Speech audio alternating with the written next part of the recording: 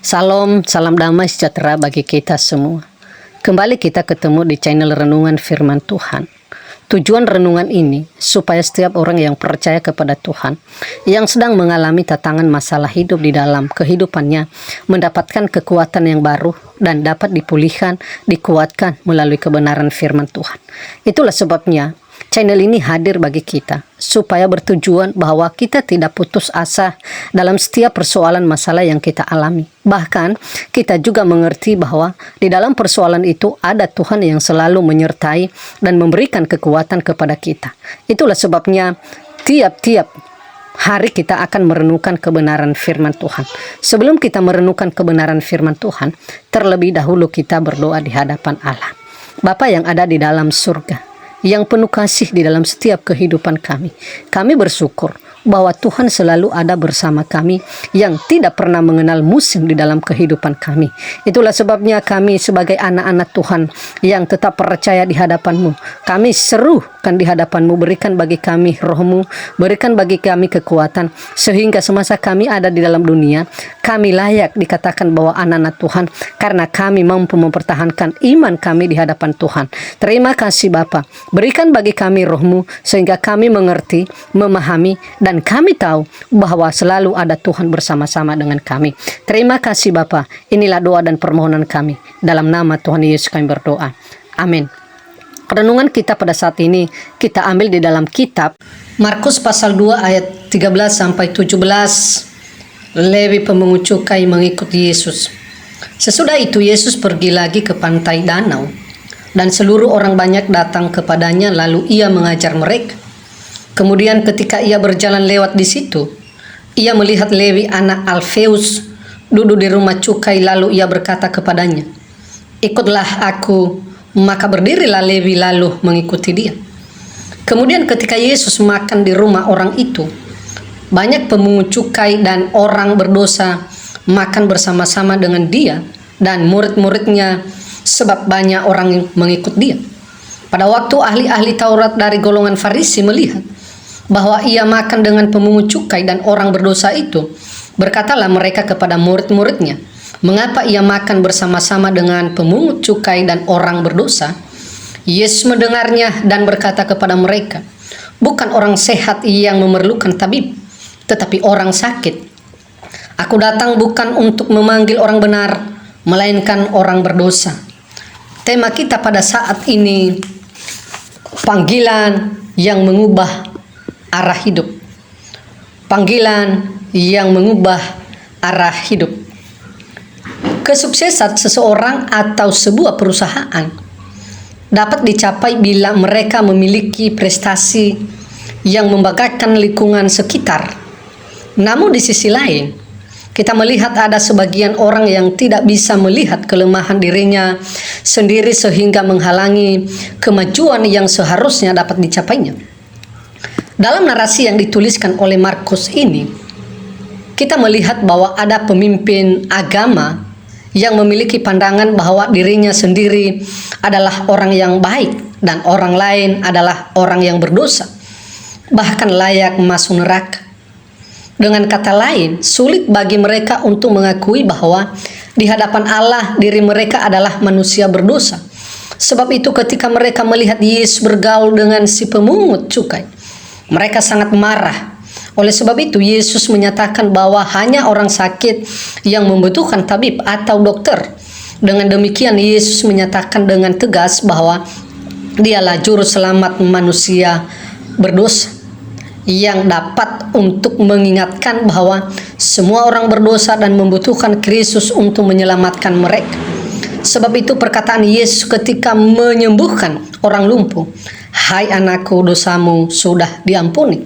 Markus pasal 2 ayat 1 sampai 12, setelah membuat heboh dan marah para ahli Taurat karena pernyataan Yesus itu menunjukkan bahwa diri Kristus adalah Allah yang mau mengampuni dosa manusia, dan panggilan Kristus kepada Lewi si pemungut cukai, "Ikutlah aku," ayat 14, adalah sebuah panggilan untuk berubah, bertobat, di mana menurut Lewi untuk meninggalkan segala kehidupan masa lalunya dan memulai baru bersama Tuhan. Ini tentunya sebuah awal baru, hidup baru yang Tuhan berikan kepada Lewi.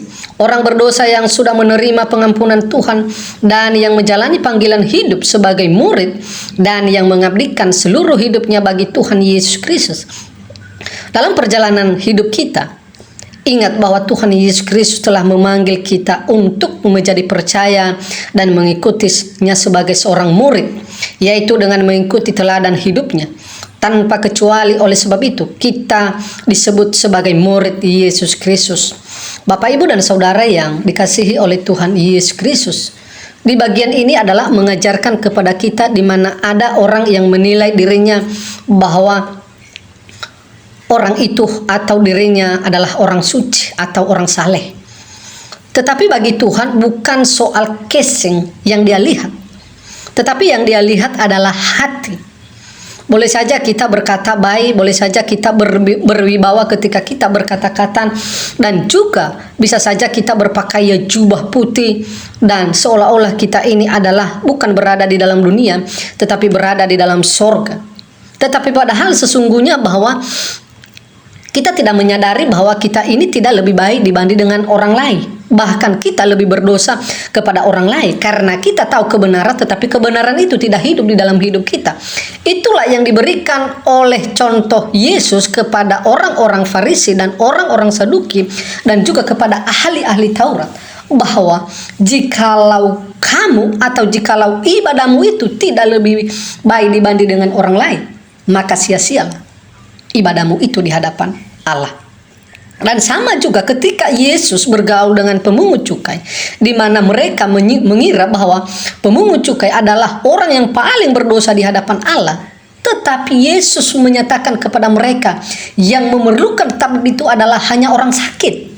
Dan pemungut-pemungut cukai ini sedang sakit karena mereka tidak tahu bahwa sedang mereka melakukan dosa di hadapan Allah dan di hadapan manusia. Itulah sebabnya Yesus datang kepada mereka supaya mereka menyadari, dan ketika mereka sudah menyadari, maka mereka akan meninggalkan dan mereka percaya kepada Allah atau kepada Yesus sebagai satu-satunya sumber yang dapat mengampuni setiap kesalahan mereka itu. Tidak seperti mereka yang menganggap diri mereka lebih baik dan lebih suci, bahkan mereka adalah segala-galanya, mereka mampu. Oleh sebab itu kita sebagai anak-anak Tuhan saat ini adalah jangan kita melihat dosa orang lain, tetapi mari kita melihat hati kita yang paling dalam, terutama kita sebagai orang Kristen dan juga sebagai pelayan dan hamba Tuhan. Jangan sampai di dalam pelayanan, pekerjaan dan lain sebagainya motivasi ini salah, dan mungkin semua jemaat tidak tahu, tetapi Tuhan tahu. Mungkin semua orang di sekitar kita tidak tahu motivasi kita ketika kita melayani, ketika kita bekerja, ketika kita membantu orang lain dan lain sebagainya. Tetapi Tuhan tahu. Itulah sebabnya Dia memberikan gambaran ini kepada kita supaya terlebih dahulu mengoreksi diri kita, bahwa apakah kita lebih baik dibanding orang lain, atau justru kita lagi sakit atau masih sakit atau susah untuk disembuhkan. Itulah sebabnya Yesus mengatakan kepada kita semua bahwa dokter, Dia datang kepada orang yang sakit, bukan kepada orang yang sehat. Dan marilah kita mengatakan bahwa di dalam diri kita ini adalah pasti ada kesalahan, pasti ada dosa. Setiap kita manusia pasti ada dosa dan kesalahan, karena kita ini adalah tidak sempurna. Itulah sebabnya tiap-tiap hari kita datang kepada Tuhan dan mengaku salah dan mengaku minta ampun supaya Tuhan mengampuni kita. Bapak, Ibu, dan Saudara yang dikasihi oleh Tuhan Yesus Kristus, sekarang kita datang kepada Tuhan dan mengoreksi diri kita. Jangan mengingat masa lalu, tetapi mari kita mengingat bahwa hanya Tuhan saja yang dapat menolong dan melindungi dan memberikan kekuatan kepada kita. Dan bisa juga kita melihat apa kehendak Tuhan di dalam kehidupan kita. Bapa yang ada di dalam surga, kami mengucap syukur buat firman-Mu, di mana firman-Mu mengajarkan bagi kami, di mana firman-Mu memberikan kepada kami pengertian bahwa kami tidak lebih baik dibanding dengan orang sana. Tetapi ajarkan kami mengerti dan melakukan kehendak-Mu supaya firman ini hidup dalam kehidupan kami. Dalam nama Tuhan Yesus kami berdoa. Amin. Demikianlah renungan firman Tuhan ini. Semoga Bapak Ibu dapat diberkati.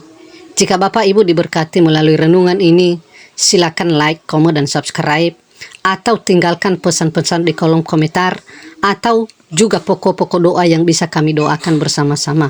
Terima kasih. Tuhan Yesus memberkati.